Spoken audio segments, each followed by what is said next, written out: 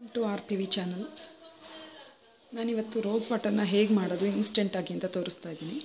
Rose ವಾಟರಲ್ಲಿ ಎರಡು ಥರ ಮಾಡ್ಬೋದು. ಒಂದು ರೋಸ್ ವಾಟರ್ ವೈಟ್ ಇರುತ್ತೆ ಫುಲ್ಲು, ಇನ್ನೊಂದು ಇದು ಸ್ವಲ್ಪ ಪಿಂಕಿಶ್ ಆಗಿರುತ್ತೆ. ನಾನಿವತ್ತು ಪಿಂಕಿಶ್ ಆಗಿರೋದು ರೋಸ್ ವಾಟರ್ ಮಾಡೋದು ಹೇಗೆ ಅಂತ ತೋರಿಸ್ತಾ ಇದ್ದೀನಿ. ನಾನಿದಕ್ಕೆ ಒಂದು 5-6 ಗುಲಾಬಿನ ತೊಳೆದಿಟ್ಕೊಂಡಿದ್ದೀನಿ. ಮತ್ತು ಇದು ಅರ್ಧ ಲೀಟ್ರಷ್ಟು ನೀರು ತೊಗೊಂಡಿದ್ದೀನಿ. ನೀರನ್ನ ಸ್ವಲ್ಪ ಬಿಸಿ ಮಾಡ್ಕೋಬೇಕು, ಅದರಿಂದ ನಾನಿಲ್ಲಿ ನೀರನ್ನ ಬಿಸಿ ಇಟ್ಟಿದ್ದೀನಿ. ಇಲ್ಲಿ ನಾನು ನೀರನ್ನ ಕುದಿಸ್ಕೊಂಡಿಲ್ಲ, ನೀರು ಬಿಸಿ ಆಗಿದೆ ಅಷ್ಟೇ. ನಾನಿವಾಗ ಗ್ಯಾಸ್ನ ಆಫ್ ಮಾಡ್ತಾ ಇದ್ದೀನಿ. ಇವಾಗ ಇಷ್ಟು ಬಿಸಿ ಇರೋ ನೀರಿಗೆ ನಾನು ಈ ರೋಸ್ ಪೆಟಲ್ಸ್ನ ಹಾಕ್ತಾ ಇದ್ದೀನಿ.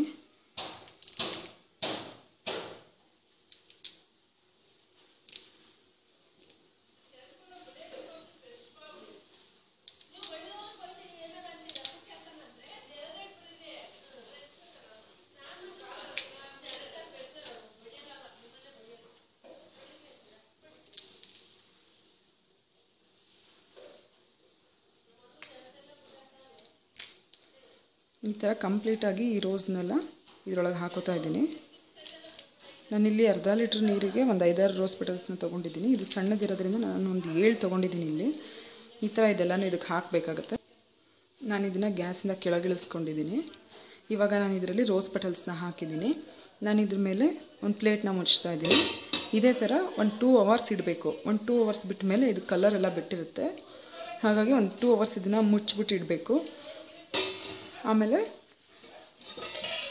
ಒಂದು 2 ಅವರ್ಸ್ ಇದನ್ನು ಹೀಗೆ ಮುಚ್ಚಿಡಬೇಕು. ಮುಚ್ಚಿಟ್ಟಿದ ಮೇಲೆ ನೋಡಬೇಕಾಗುತ್ತೆ. ರೋಸ್ ವಾಟರ್ನ ಇಟ್ಟು 2 ಅವರ್ಸ್ ಆಗಿದೆ ನೋಡಿ. ಇದು ಈ ಥರ ಆಗಿದೆ. ವಾಟರು ಲೈಟ್ ಪಿಂಕಿಶ್ ಆಗಿದೆ, ನೋಡ್ಬೋದು ನೀವು ಅದನ್ನು ನೋಡಿ. ಇದು ಯಾವ ಥರ ಕಲರ್ ಬಿಟ್ಟಿದೆ ಅಂತ. ಇದು ಲೈಟ್ ಪಿಂಕಿಶ್ ಆಗಿದೆ. ನಾವು ಇದರಲ್ಲಿ ಫುಲ್ ಪ್ಯೂರ್ ವೈಟ್ ಥರನೂ ನಾವು ಇದನ್ನು ರೋಸ್ ವಾಟರ್ನ ಮಾಡ್ಕೋಬೋದು. ನಾನು ಅದನ್ನು ಹೇಗೆ ಮಾಡೋದು ಅಂತ ನಾನು ಇನ್ನೊಂದು ವಿಡಿಯೋ ಅಪ್ಲೋಡ್ ಮಾಡ್ತೀನಿ.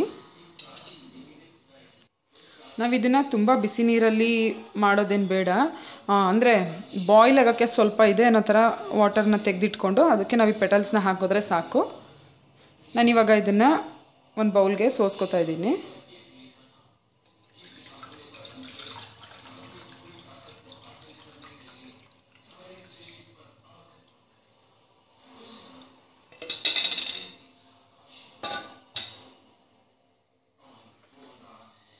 ನೀವಿವಾಗ ಇದನ್ನು ನೋಡ್ಬೋದು, ಇದು ಹೇಗೆ ಲೈಟ್ ಪಿಂಕ್ ಇದೆ ಅಂತ ಹೇಳ್ಬಿಟ್ಟು ನೋಡಿ.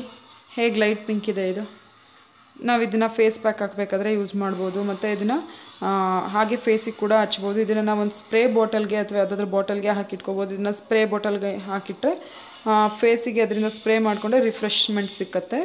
ನಾವು ಇದನ್ನು ಅಂಗಡಿನಲ್ಲಿ ತರೋದಕ್ಕಿಂತ ಮನೆಯಲ್ಲೇ ಎಷ್ಟು ಈಸಿಯಾಗಿ ರೋಸ್ ವಾಟರ್ನ ಮಾಡ್ಕೋಬೋದು ನೋಡಿ. ಇಷ್ಟ ಆಗಿದ್ದರೆ ಶೇರ್ ಮಾಡಿ, ಲೈಕ್ ಮಾಡಿ, ಸಬ್ಸ್ಕ್ರೈಬ್ ಮಾಡಿ. Thank you.